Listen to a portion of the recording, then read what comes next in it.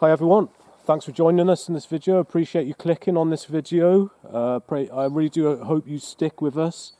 I've got some important information here for you today. Today is the 8th of November 2025. First of all, most importantly, I just want to thank everyone that stuck with us and supported our righteous cause for everything that's gone on here at Alton Breck. God bless you. Thank you very much. Also, if I could ask you please to like this video just to help it get it seen, and also if you like, you can subscribe to our channel. Thank you. So this video is very important. We are making this video to preserve our liberty. This video is not being made to bring the Scottish judicial system into disrepute. It is hopefully to prevent it from being brought into disrepute. In releasing this video, we are exercising our human right to freedom of expression, to release information to the public which is of significant public interest. We are allowed to criticise. All we ever wanted was a fair hearing, but the trouble is they were not playing by their own rules. They forced us into a corner. Now we have no choice but to release this evidence in the public's interest.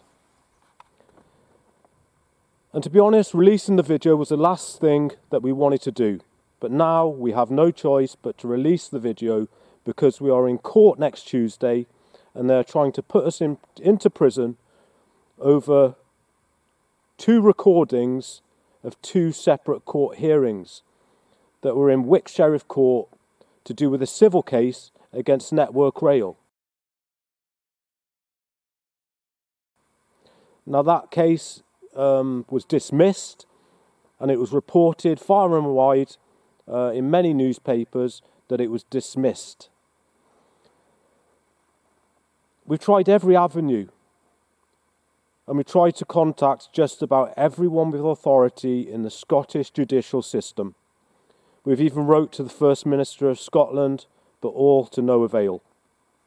We went to court with faith in the court and the judicial system, but we were let down. You're about to hear the hard evidence of this. Now, as if Network Rail didn't feel like they had enough of an advantage against us already using Brodie's, which are Scotland's biggest solicitor firm, against my wife and I, which were representing ourselves as party litigants, but they also needed the sheriff to lie for them and give them assistance and an unfair advantage. We agreed to an undertaking, you see. To put it in a nutshell, we agreed for an interlocutor, also known as a court order, to reflect our words, which were members of the public, to access our land. And Network Rail were definitely not included. This is clearly heard in the recording, and even though Brodie's, Network Rail solicitor, request that this access in the undertaking extend to Network Rail, it was not allowed by the sheriff. However, you hear the sheriff deny his own words to us in the following hearing and said it was us that did not recollect. Well, the recording has it word for word. We were honest and told the truth. For this, we were threatened with contempt of court. So they basically changed the words that came out of our own mouths. They changed the words to what we were asked to agree to. So when the interlocutor, the court order arrived, they changed the words from members of the public to a generic and universal word, pedestrians. You will hear us complain about this to the sheriff in the second hearing. The sheriff says we didn't recollect the previous hearing and that we were misstating the court's decision. And he said that the undertaking we had given included Network Rail and for Network Rail to access our land, which is not true. After this, Network Rail and ScotRail just used the fabricated interlocutor court order to access our land and used the BTP to enforce it. Here's an image of that interlocutor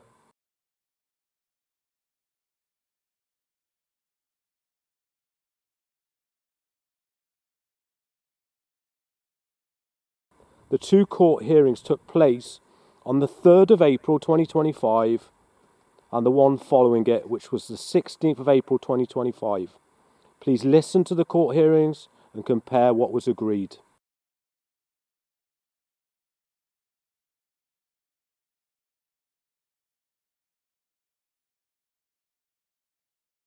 If I can put it this way, it is open to me to indicate that the public on foot should be allowed access to Altenbrecht Station over the cattle grid and straight on past the driveway past your house. Now, I am well aware that the driveway past your house is the main contentious issue here, and there is going to be confrontation in this case, but I'm looking to avoid unnecessary confrontation.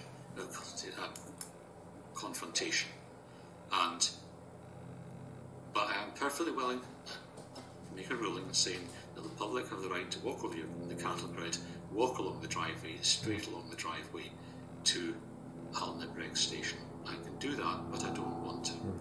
What I want to do is frame a court order that allows them over the cattle grid and immediately turn right onto the newly constructed footpath, and that takes them onto Altenbrecht railway station without going along the driveway at the side of your house. And that, if you're agreeable to that, that's what I'll indicate. If you're not agreeable to that, we can continue the argument. My lord, could I just say that the cattle grid is for vehicle use? Next to the cattle grid, on the right-hand side, is a footpath with a pedestrian gate. So obviously it's more suitable for that. The footpath, is the gate locked or unlocked? It's unlocked. It's unlocked, my lord. We've always welcomed members of the public previously. Well, let me finish. Once you're through the grate, I presume the footpath goes parallel and to the right of the track, and thereafter turns right where the new footpath is. That's correct, my lord, but that's disputed land. It's the true ownership of that land hasn't been decided by the court, and that's what our major concern is why the court doesn't deem it appropriate to postpone, considers it appropriate for the station to reopen until the end of the proceedings, and then all this could be avoided. And that would be establishing a new public right of way, my lord, if that were to be used, which is not the established one. Yeah, we don't have any issues with the driveway being used, my lord. But clearly the matter is that a path has been built on land that we claim we own, and it's for the court to decide the true ownership. Otherwise, the defenders treating the land as their own before the court's made the decision, my lord. My lord, we'd rather the established right of way be used rather than create a new one. Well, what is the established right of way in your submission? Previously it's always been via the side gate, my lord, and travelling northwards over our driveway, which we've never ever prevented members of the public from doing, my lord. My lord. Let me finish, Mr. Lynn. The establishment of a public right of way has no bearing whatsoever on land ownership. You can rest assured about that. These are entirely separate things. If you're telling me that you have no difficulty with the public on foot accessing a right of way along the driveway straight on onto the railway platform, that is what will happen. That's always been, from what I understand, and we've also got a map from Scotways, the catalogue for the route. That is the established. It's northwards over our driveway, so the defender never needed to build the path because we were never preventing the public from using it, my lord. Well, refer back to what I said at the start of this. Remember, this is not a chat online; it's a court. Can I take it that I have an undertaking from you, Mr. Appleby, and you, Miss Howe, that you will not stop pedestrian access by members of public over what you describe as the established right of way straight along the track and to the railway platform. Is that correct? We never have them, my lord, and we always welcome them, and if they want, they can have a cup of tea. My lord. Well, I have that undertaking, Ms. Soldani. It is an undertaking for the moment. I think your concern, Ms. Soldani, was presumably people getting off the train at Altenbrecht and having nowhere to go. Now, there's two concerns, my lord. So the first one is the pursuers say that they've never taken any objection with the exercise of the right of way, but they have consistently attempted to prevent the Defender and ScotRail, and I should just clarify that ScotRail is the Defender's tenant, which is the tenant of the station. It is not an agent of the Defender. Sure. Mr. Danny, what you started asking me for was to sort out the situation of people getting on and off the train, and that is what the immediate concern is. And that has, frankly, at this stage, I don't care about whatever difficulties there may have been with the public accessing Alton railway station in the past. What I have is an undertaking from Mr. Appleby and Ms. Howe that they accept that there's a public right-of-way straight along the driveway. Everything else is contentious, Mr. Danny, and it will, I suspect, be ultimately decided in court sooner rather than later. Yes, my lord, but I wonder if the undertaking could expressly state that the pedestrian right of access extends to the Defender. We object and to that. Well, no, you can't object. If the Defender chooses, if employees of the Defender choose to exercise a public right on a public right-of-way on foot, It's not for commercial use, It's not then, my for lord. A public right of way, my lord, is for a specific use, and it's to allow members of the public to get from place A to B.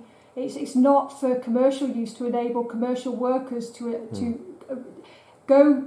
travel to a route, to build, to do maintenance, to undertake works. That will be outside the proper use of a public right of way. But we are my willing. lord. We're willing to resolve matters. But We are willing to resolve We matters, always my want lord. to resolve matters with the Defender, my lord.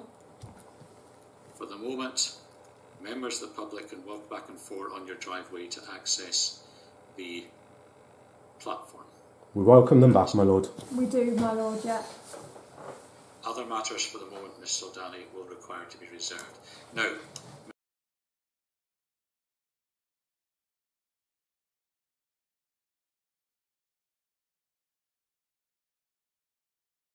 Motion, we seek to address the amendment of the interlocutor to reflect the accurate wording of the terms that were agreed.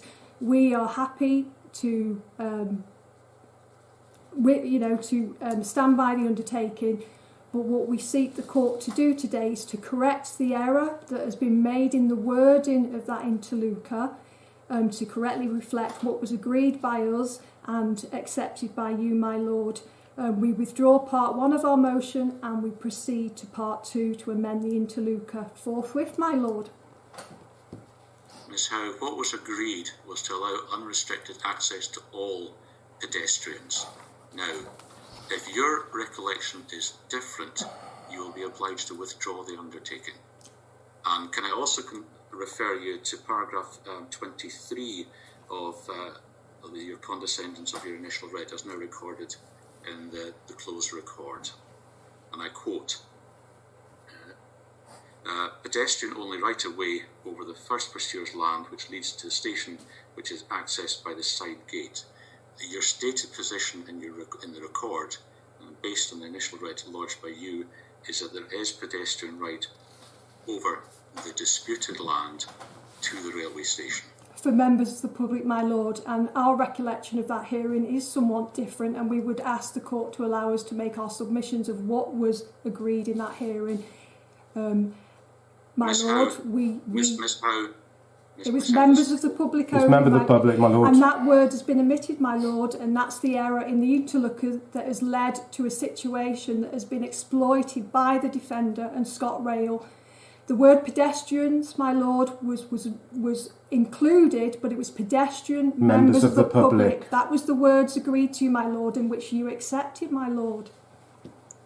Members of the public includes employees of Network Rail. Now, if you don't accept that, you withdraw the undertaking. Do you want me to? My lord, just with regard to this point that we're on, we all recollect in the hearing that Miss Soldani made a request to you to include the Defender's workers and ScotRail in the undertaking, and you rejected that, my lord. So therefore, the undertaking did not include. Miss Howe, I will interrupt you now because you're misstating the court's position. I did not exclude employees of Network Rail.